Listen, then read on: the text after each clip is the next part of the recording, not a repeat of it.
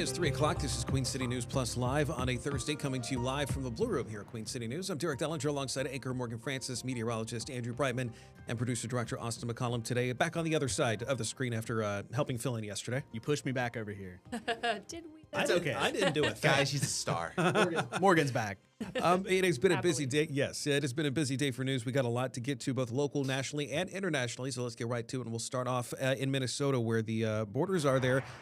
Is basically saying that the operations in Minnesota and specifically around the Minneapolis area are going to end. Yeah, Borders Are Tom Homan said that they're going to have a significant drawdown this week, and then that's going to continue next week. It comes on the heels of them taking 700 agents out of Minneapolis. So I think that's, it was kind of insight into where they were headed with this operation. They say that immigration enforcement isn't going to just end in Minneapolis. They're still going to have ICE agents, like we still do here in Charlotte. But it will not be as prominent. It won't be that huge enforcement that they've seen. So 2 months long, they had 4,000 undocumented immigrants apprehended, and of course the turmoil surrounding the two deaths of those protesters, Renee Good and Alex Preddy. That Homeland Security's ICE operation in Minnesota is going to come to an end. Yeah, this comes as the Trump administration is defending their actions, specifically in Minnesota, but also in regards to the immigration enforcement operations that have been happening in general, including one that happened here in Charlotte. You may remember that one from late last year. The big thing that we kind of noticed, though, is that despite them holding into their ground to this, there's still been a bit of a back and forth, even from President Trump himself, over whether or not some of the actions were necessary in Minnesota. And there's also been this political, and for lack of better words, optics pushback as well, because many people have seen this as not necessarily an operation that or at least in Minnesota, that needed to take place. This also comes as there's polling out from the Associated Press indicating that the immigration operations have gone too far in the eyes of many Americans. And obviously there are two sides to this, right? I mean, Homan says that the surge is leaving Minneapolis safer, adding that it's less of a sanctuary state for criminals. Obviously, some would disagree that, especially after those agents, shot and killed those two U.S. citizens who were protesting ICE agents in their operation. And state leaders in Minnesota are basically saying that this has hurt their economy, and also the feeling of safety, at least for the immigrant community there in the state. Right. So this is something we're going to be keeping an eye on, and something that we'll be monitoring. We will be monitoring in the coming days and weeks, especially as that operation does wind down. Well, and we're seeing what happened in Minnesota being reflected on the legislative side as well with in DC. Right. So you remember the funding package that ended the most recent partial government shutdown. Funding for DHS, Department of Homeland Security, was taken out of that budget, and there was a continuing resolution for that for only 2 weeks. So Homeland Security was funded for 2 weeks. Well, they have to revisit that now. And Democrats are digging their heels in. They say, hey, we want these key demands, 10 demands, some of which include no new DHS funding. They want to end immunity for ICE agents, investigate ICE agents who violate the law. They want to dismantle ICE and replace it with a new agency. So there are 10 key demands that they want to see before agreeing to any sort of funding for DHS. And that's a change of what they had been wanting previously, which was IDs for ICE agents, those involved in Department of Homeland Security, as well as body-worn cameras and that's no masks. On the list as well, that was part of what was on the list, but also on the same point, though, this is just adding to the list of demands, basically for senators to pass this.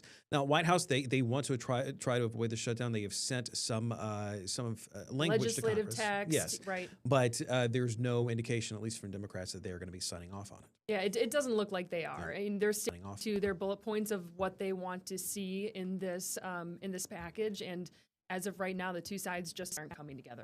And we also have to face the reality, too, at least in Congress right now, everything is by a razor-thin margin as far as majority for Republicans. And that can be that even if they do want aspects of President Trump's administration and ideas passed, it's still a matter of getting it passed, which is right now a bit of a task. Absolutely. I want to go out to Arizona with the latest for Nancy Guthrie. So there are a couple of developments. Everyone is just following this so closely, and everyone's talking about it, right? So there were some FBI agents that were walking, her property, her area again.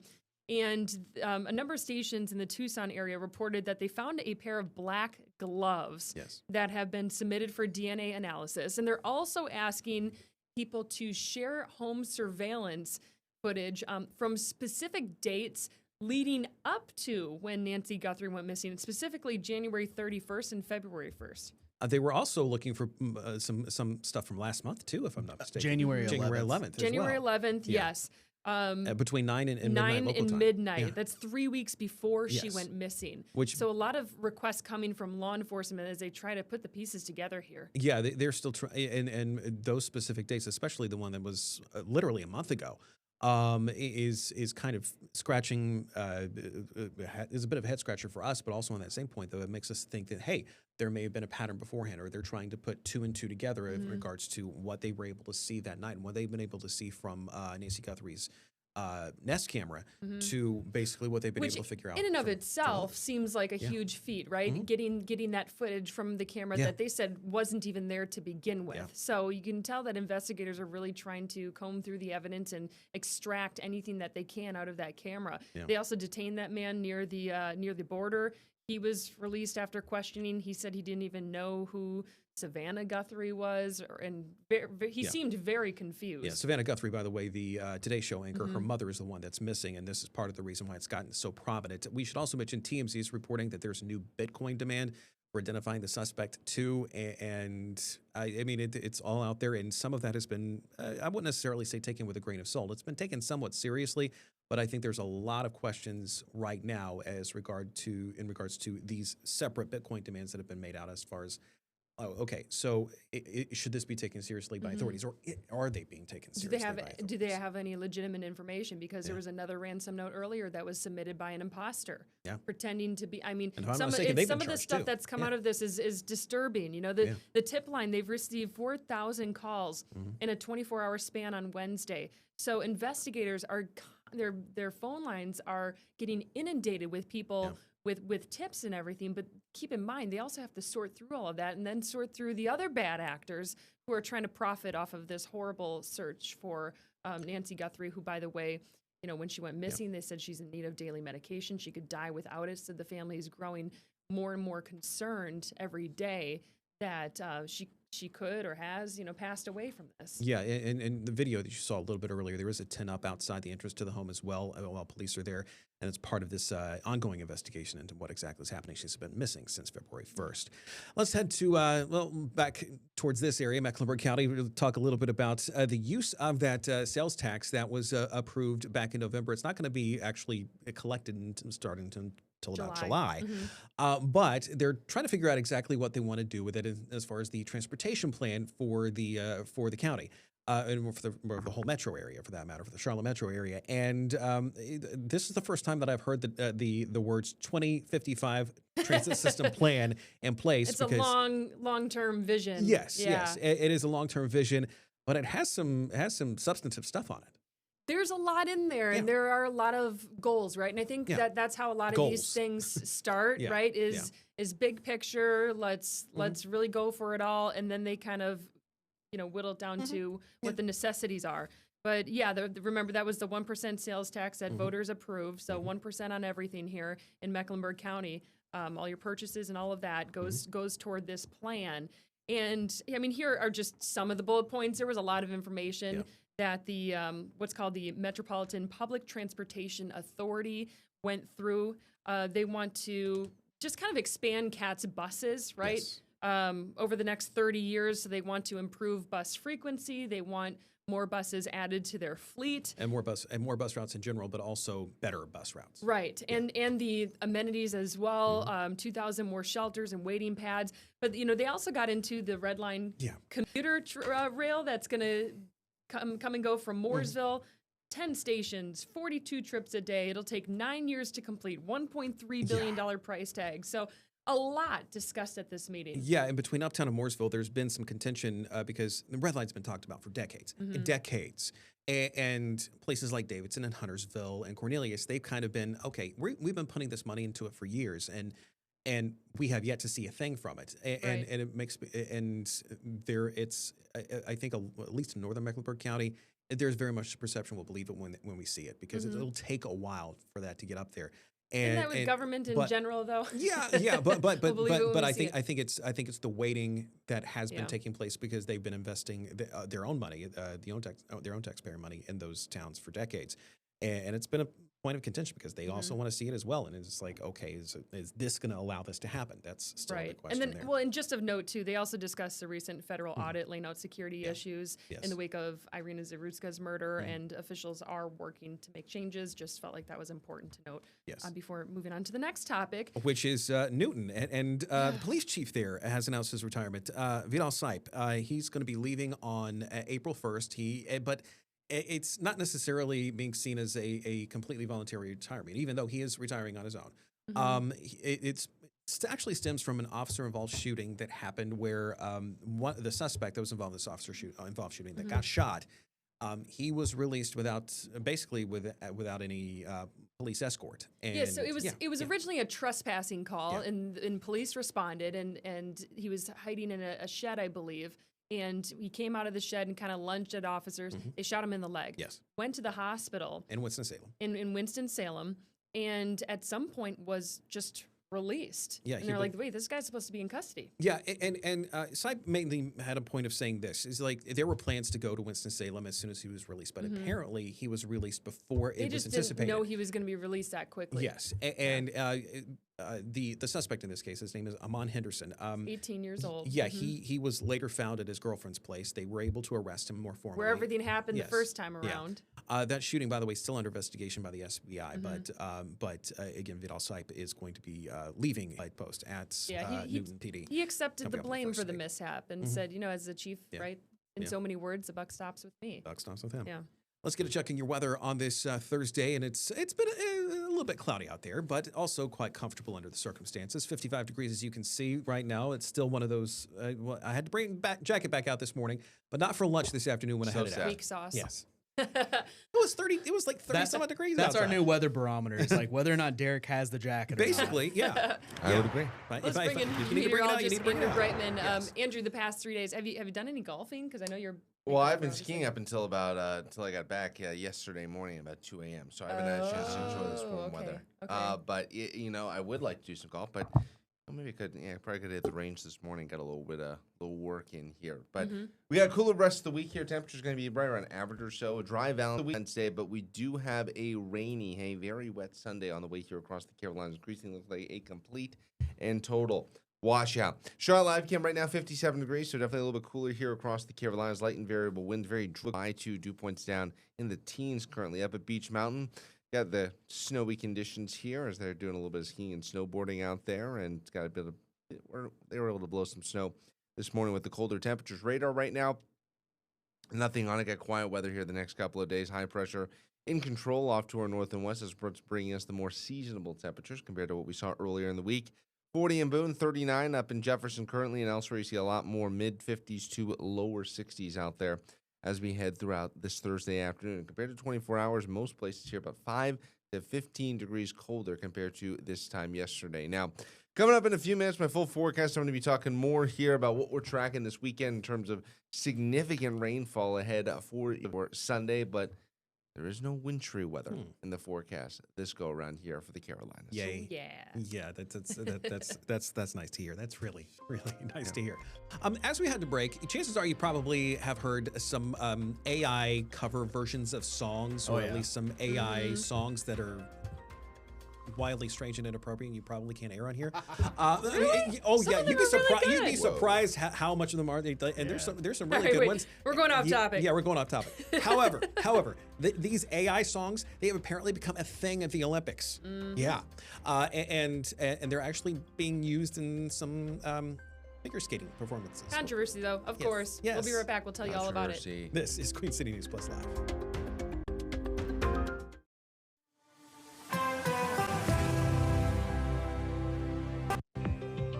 Welcome back to Queen City News Plus Live as we take a live look down Independence Boulevard. Just kind of a calm day out there. A little bit overcast. Yeah. Some would say chilly. Some would say just right. We'll get It's your just right. full forecast in just a little bit.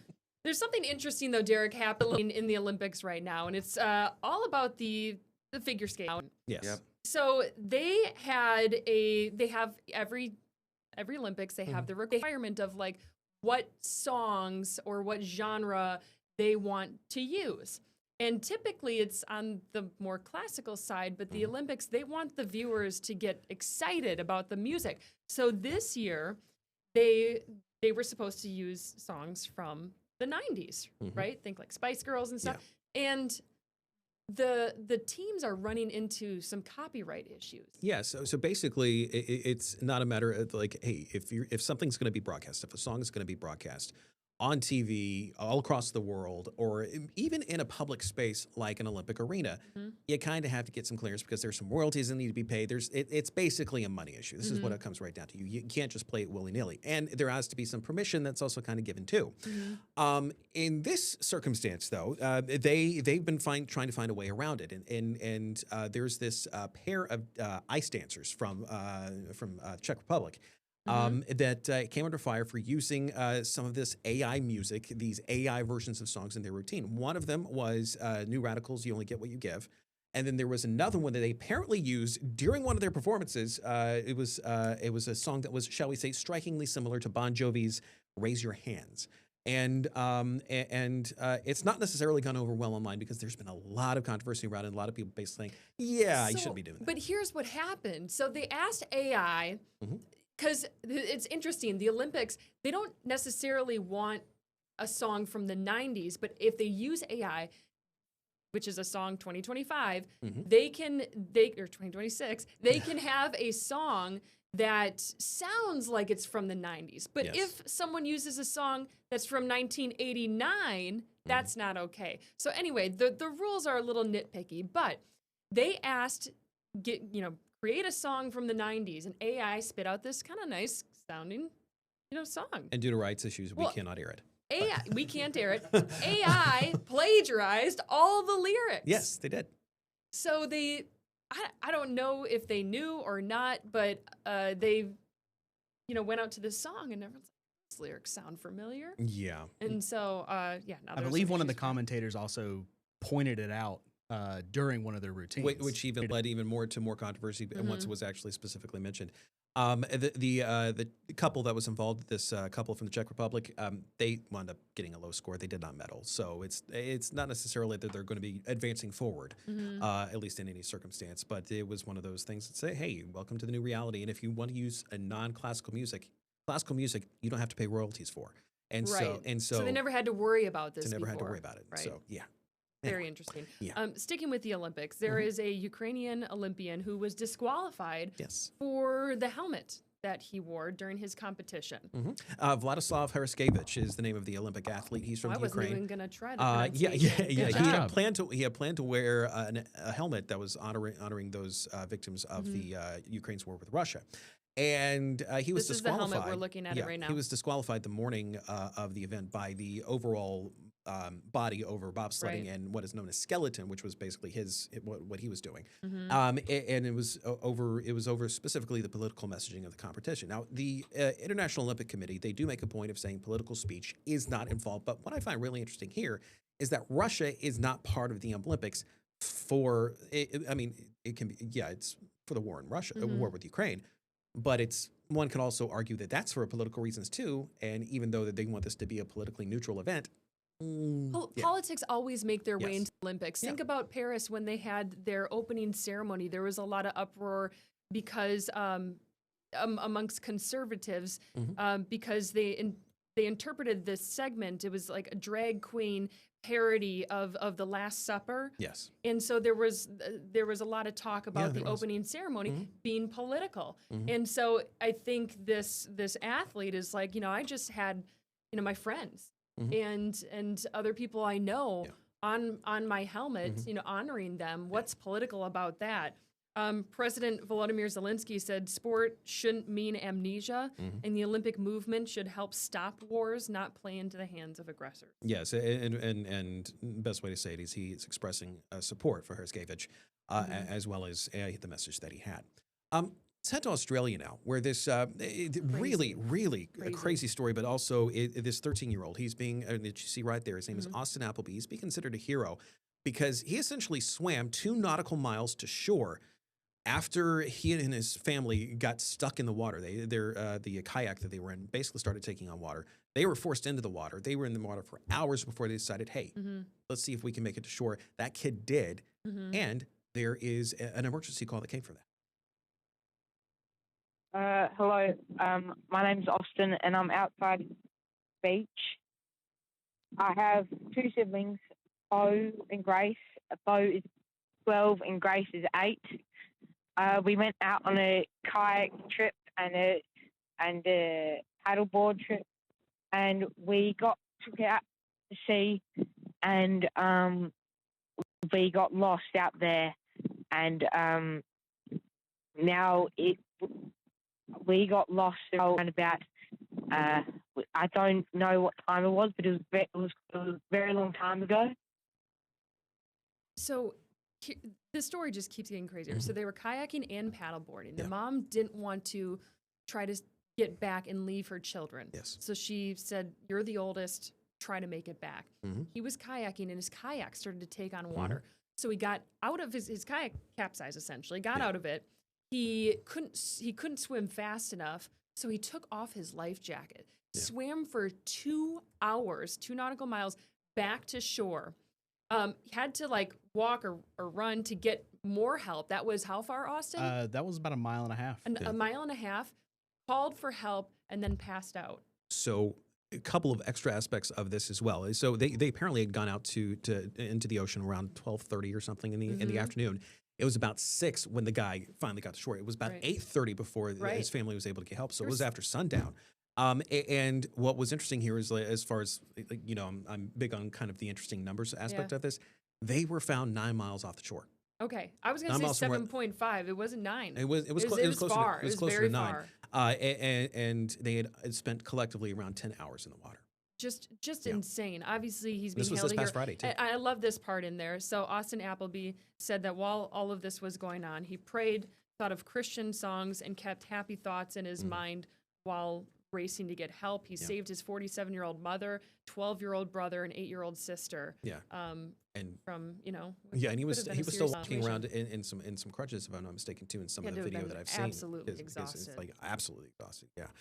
Let's get a check of your weather on this Thursday. And Bring it back to your boy. Yes. The look at the airport right now. And some of the construction happening out Very there close right now. look at the airport. But hey, you can see the WBT radio towers in the background. You can see a bunch of things that are out there.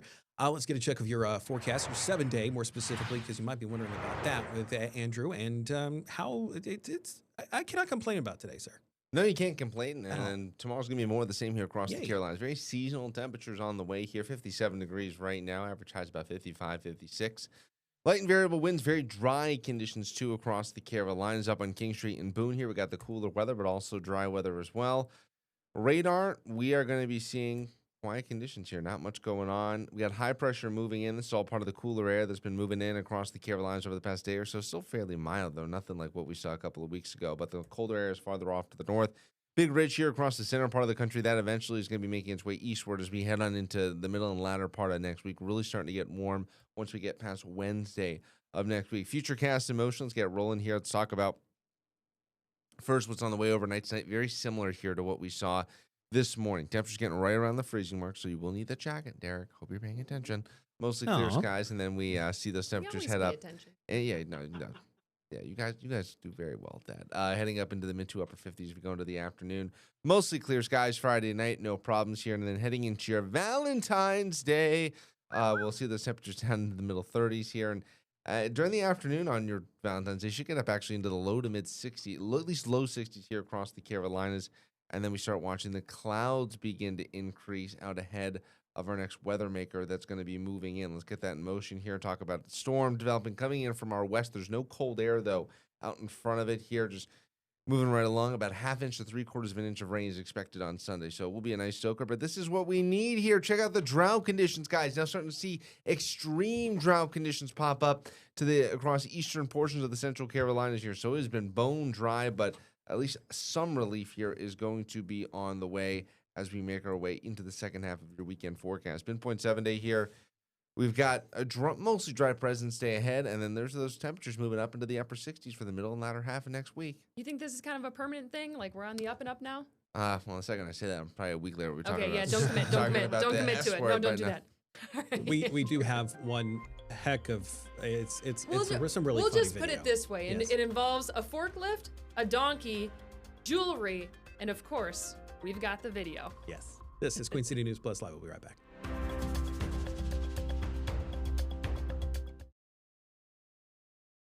So this is really funny. We just got to say it before we actually show you the video. The guy apparently tried to have some theft. Jewelry. Tried to steal some jewelry from a jewelry store. He used a forklift, but the way he got away was not in the forklift. This was how police A were able donkey. to track him down. A donkey. Wow. Yes. So he was apparently intoxicated. Just in Turkey, by the I don't way. know if that was the entire time or just the donkey ride. Yeah. Best But- super I've ever written in my life, by the way. The donkey riding jewelry thief. Yes, that's exactly what happened. You see, he was able to get into the jewelry store, but thanks to that forklift. But the way he got away was on the donkey. Yep. My gosh. It's just seeing how fast that thing's going, too. It's like, I So love it. caught on surveillance footage in multiple ways. Obviously, they were able to catch him. That'll do it for today. I'll see you back here on Monday, actually. Have a nice day.